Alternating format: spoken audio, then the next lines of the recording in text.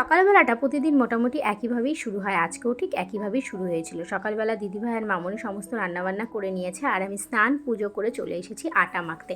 আর এখন বড়মশাই যে খাবার নিয়ে যাবে দোকানে, সেই খাবারগুলো বেড়ে নিয়ে টিফিন বাটিতে একটু ফ্যানের নিচে দিয়ে দিলাম ঠান্ডা হওয়ার জন্য, না হলে ওর খেতে খেতে 2-3টে বাজে আর ততক্ষণে খাবারটা না নষ্ট হয়ে যায়। তারপর ওকে রুটি করে দিলাম, ও খেয়ে নিল আর আমাকেও একটু খাইয়ে দিল। তারপরে চলে গেল দোকানে।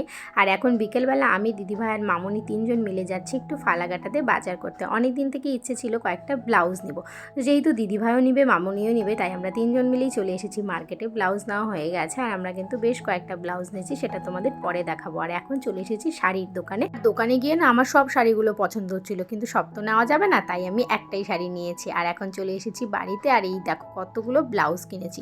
আর দেখো এই লিলেন বাটিক শাড়িটা কিনেছি, আর এটা কিন্তু ক্যামেরাতে ব্ল্যাক দেখা যাচ্ছে, অরেঞ্জ আর ব্ল্যাক, তবে এটা ব্ল্যাক না, এটা নেভি ব্লু কালার। তো তোমাদের কেমন লাগলো শাড়িটা অবশ্যই কিন্তু কমেন্টে জানিও।